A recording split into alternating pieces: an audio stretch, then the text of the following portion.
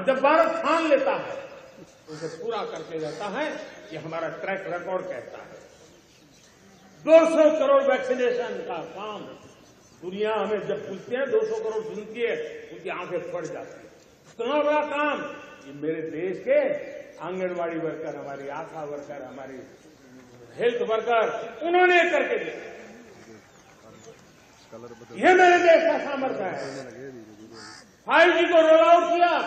दुनिया में सबसे तेज गति से 5G रोल आउट करने वाला मेरा देश है।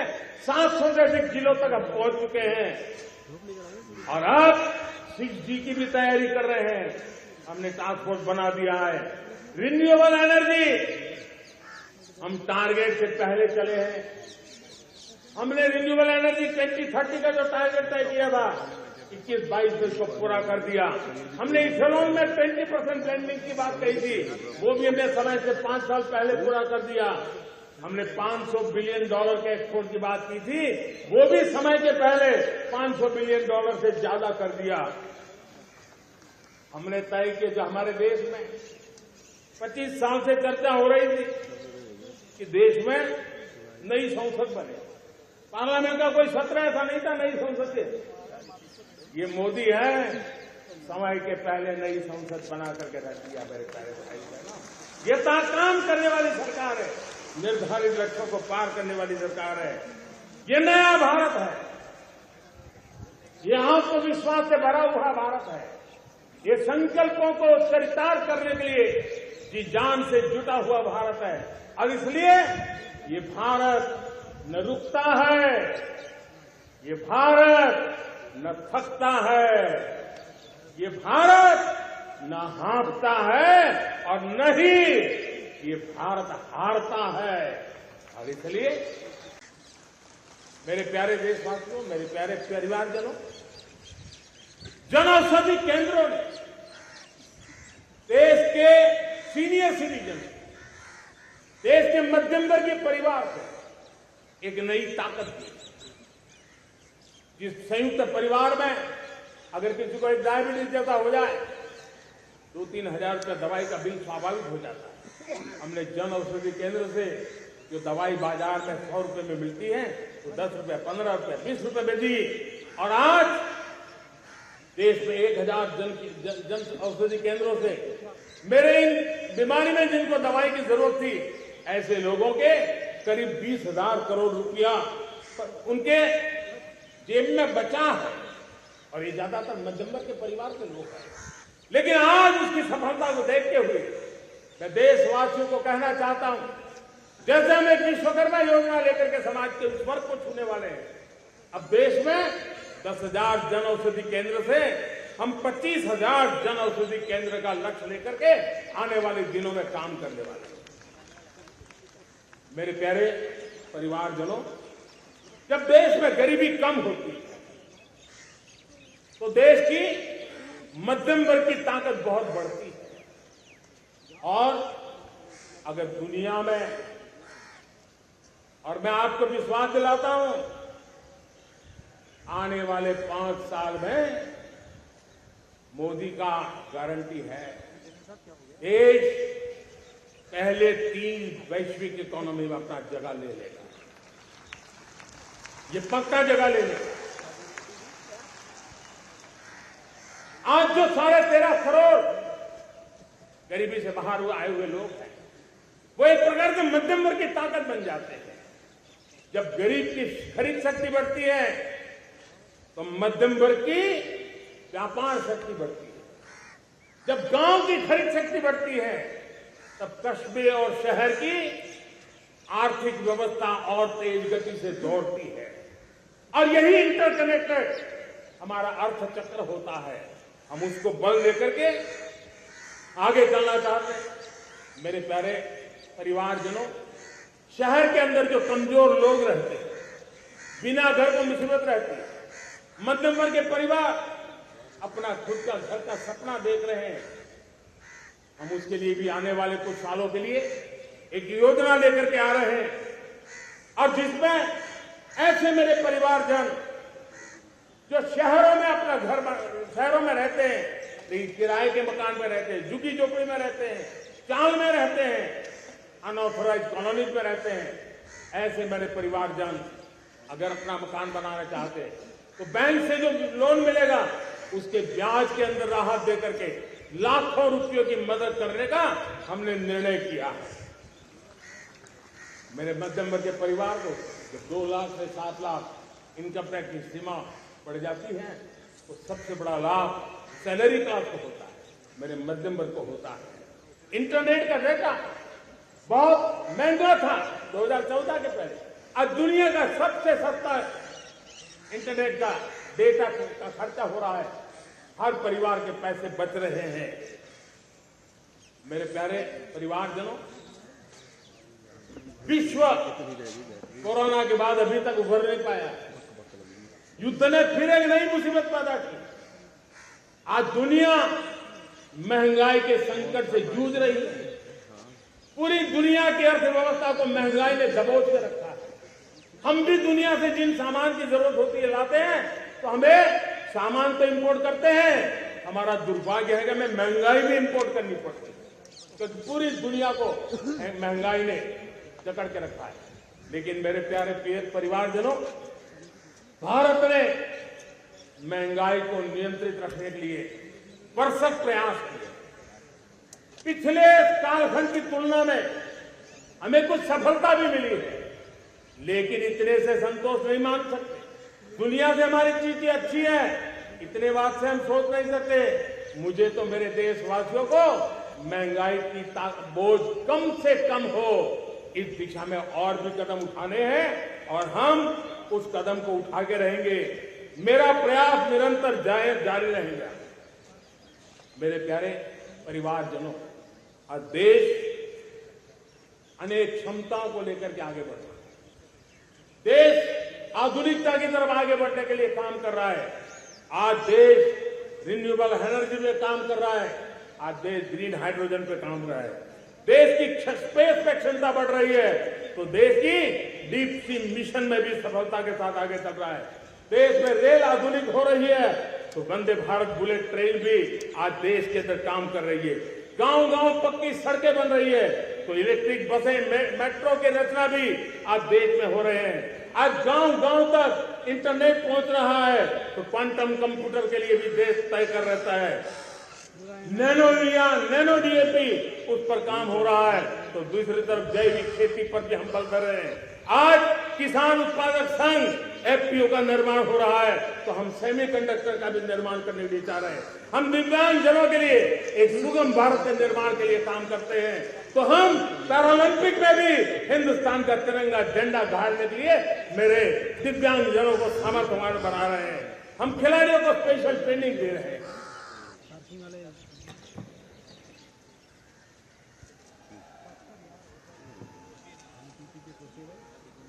आज भारत पुरानी सोच, पुराने ढर्रे को छोड़कर लक्ष्यों को तय करके लक्ष्यों को प्राप्त करने की जरूरत से चल रहा है। और जब मैं कहता हूं ना कि जिसका शिलान्यास हमारी सरकार करती है, उसका उद्घाटन भी हमारे कालखंड में करते हैं। इन दिनों जो मैं शिलान्यास कर रहा हूं ना, आप लिख के रखिए, उसके उद्घाटन भी आप सबने मेरे नसीब में ही छोड़े हुए हैं। हमारी कार्य संस्कृति बड़ा सोचना, दूर का सोचना, सर्वजन हिताय सर्वजन सुखाय सोचना, ये हमारी कार्यशैली रही। और सोच से भी ज्यादा, संकल्प से भी ज्यादा हासिल कैसे करना, इस ऊर्जा के साथ हम काम करते हैं। हमने आजादी के काल अमृत महोत्सव में 75,000 अमृत सरोवर बनाने का संकल्प किया था। उस समय हमने हर जिले में 75 अमृत सरोवर बनाना संकल्प किया।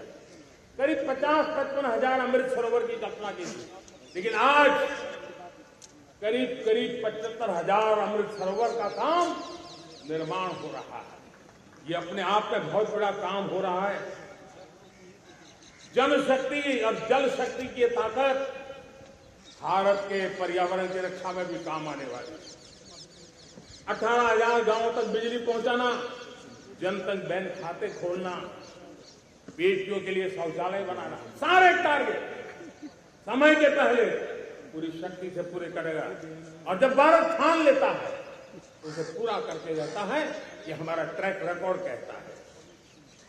200 करोड़ वैक्सीनेशन का काम, दुनिया हमें जब पूछते हैं 200 करोड़ सुनती है, उनकी आंखें फट जाती है। इतना बड़ा काम ये मेरे देश के आंगनवाड़ी वर्कर, हमारी आशा वर्कर, हमारी हेल्थ वर्कर, उन्होंने करके दिया।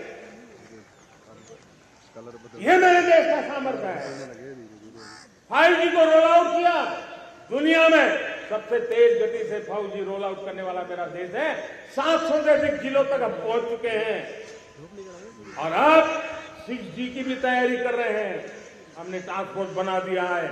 रिन्यूएबल एनर्जी, हम टारगेट से पहले चले हैं।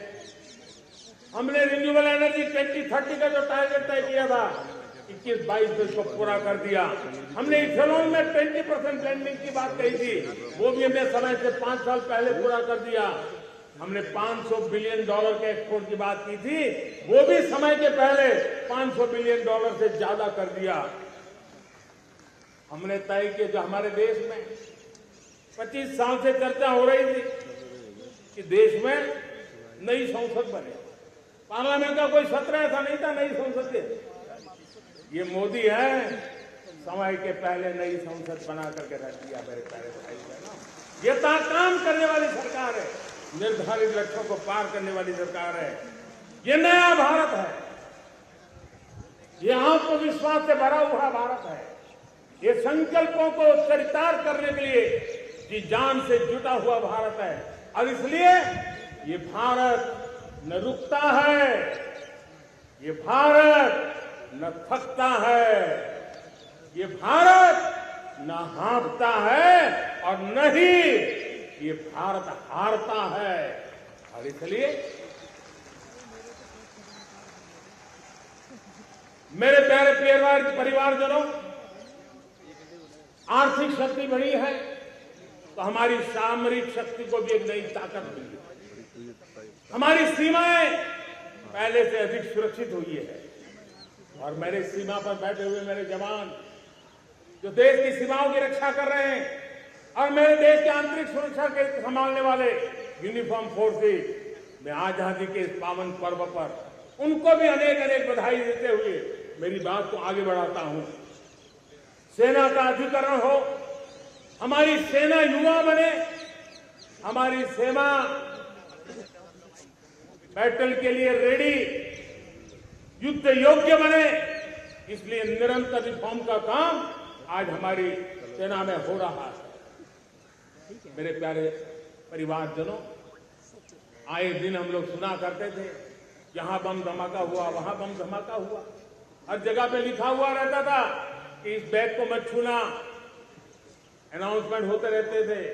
आज देश सुरक्षा की अनुभूति कर रहा है और जब सुरक्षा होती है, शांति होती है, तो प्रगति के नए अरमान हम पूरे कर सकते हैं।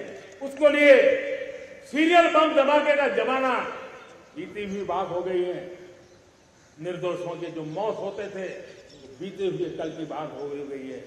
आज देश में आतंकी हमलों में भारी कमी आई है। नक्सल प्रभावित क्षेत्रों में भी बहुत बड़ा बदलाव आया है, बहुत बड़ा परिवर्तन का एक वातावरण बना है। मेरे प्यारे परिवारजनों, प्रगति के हर चीज में, लेकिन जब 2047 हम एक विकसित भारत का सपना लेकर के चल रहे हैं तब, और वो सपना नहीं 140 करोड़ देशवासियों का संकल्प है और उस संकल्प को सिद्ध करने के लिए परिश्रम की पराकाष्ठा भी है। और उसकी सबसे बड़ी ताकत होती है वो राष्ट्रीय चरित्र होता है। दुनिया में जिन जिन देशों ने प्रगति की है, दुनिया में जो जो देश संकटों को पार करके निकले हैं, उसमें हर चीज के साथ साथ एक महत्वपूर्ण कैटलिक एजेंट रहा है, वो राष्ट्रीय चरित्र रहा है। और हमें राष्ट्रीय चरित्र के लिए और बल देते हुए हमें आगे बढ़ना होगा। हमारा देश, हमारा राष्ट्रीय चरित्र ओजस्वी हो, तेजस्वी हो, पुरुषार्थी हो, पराक्रमी हो, प्रखर हो, ये हम सबका सामूहिक दायित्व है और आने वाले 25 साल हम एक ही मंत्र को लेकर चले कि हमारे राष्ट्रीय चरित्र के सिरमौर होना चाहिए एकता का संदेश। भारत की एकता को जीना, भारत की एकता को आंच आए, न ऐसी मेरी भाषा होगी, न ऐसा मेरा कोई कदम होगा। हर पल देश को जोड़ने का प्रयास मेरी तरफ से भी होता रहेगा। भारत की एकता हमें सामर्थ्य देती है। उत्तर हो, दक्षिण हो, पूरब हो, पश्चिम हो, गांव हो, शहर हो, पुरुष हो, नारी हो, हम सब ने एकता के भाव के साथ और विविधता भरे देश में एकता का सामर्थ्य होता है। और दूसरी महत्व की बात मैं देख रहा हूं, अगर 2047 में हमें हमारे देश को विकसित भारत के रूप में देखना है तो हमें श्रेष्ठ भारत के मंत्र को जीना होगा, हमें चरितार्थ करना होगा।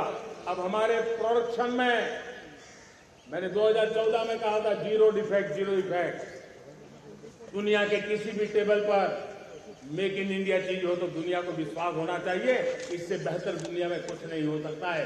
ये अल्टीमेट होगा। हमारी हर चीज, हमारी सर्विसेज होगी तो श्रेष्ठ होगी, हमारे शब्द की ताकत होगी तो श्रेष्ठ होगी, हमारी संस्थाएं होगी तो श्रेष्ठ होगी, हमारी निर्णय प्रक्रियाएं होगी तो श्रेष्ठ होगी। ये श्रेष्ठता का भाव लेकर के हमें चलना होगा। तीसरी बात है, देश में आगे बढ़ने के लिए एक अतिरिक्त शक्ति का सामर्थ्य भारत को आगे ले जाना होगा और वो है विमेन लेड डेवलपमेंट। आज भारत गर्व से कह सकता है कि दुनिया में नागरिक उड्डयन में अगर किसी एक देश में सबसे ज्यादा विमेन पायलट हैं तो मेरे देश में। आज चंद्रयान की गति हो, मून मिशन की बात हो, मेरी विमेन साइंटिस्ट उसका नेतृत्व कर रहे हैं। आज विमेन सेल्फ हेल्प ग्रुप हो, मेरी 2 करोड़ लखपति दीदी का लक्ष्य लेकर के आज विमेन सेल्फ हेल्प ग्रुप पे हम काम कर रहे हैं। हम हमारी नारी शक्ति के सामर्थ्य को बढ़ावा देते हुए विमेन लेड डेवलपमेंट के, और जब G20 में मैंने विमेन लेड डेवलपमेंट के विषय को आगे बढ़ाया है तो पूरा G20 समूह इसके महत्व को स्वीकार कर रहा है और उसके महत्व को स्वीकार कर करके वो उसको बहुत बल दे रहे हैं। उसी प्रकार से भारत विविधताओं से भरा देश, असंतुलित विकास के हम शिकार रहे हैं। मेरा पराया का के कारण हमारे देश के कुछ हिस्से उसके शिकार रहे। अब हमें रीजनल एस्पिरेशन को, संतुलित विकास को बल देना है और रीजनल एस्पिरेशन को लेकर के उस भावना को हमें सम्मान देते हुए, जैसे हमारी भारत मां का कोई, हमारा शरीर का कोई अंग अगर अविकसित रहे तो हमारा शरीर विकसित नहीं माना जाएगा। हमारा शरीर का कोई अंग दुर्बल रहे तो हमारा शरीर स्वस्थ नहीं माना जाएगा। वैसे ही मेरी भारत माता, उसका कोई एक भूभाग भी, समाज का कोई तबका भी अगर दुर्बल रहे तो मेरी भारत माता समर्थ है, स्वस्थ है, ऐसा बैठ कर हम नहीं बैठ सकते। और इसलिए रीजनल एस्पिरेशन को हमने एड्रेस करने की आवश्यकता है और इसलिए हम समाज का सर्वांगीण विकास हो, सर्वस्पर्शी विकास हो, भूभाग के हर क्षेत्र को उसकी अपनी ताकत को खिलने का अवसर मिले, उस दिशा में आगे बढ़ना चाहते हैं। मेरे प्यारे परिवारजनों, भारत एक mother of democracy, Bharat model of diversity भी है। भाषाएं अनेक हैं, बोलियां अनेक हैं, परिधान अनेक हैं, विविधताएं बहुत है। हमने उन सारे लोगों को, सारों को आधार पर आगे बढ़ना है। मेरे प्यारे परिवारजनों,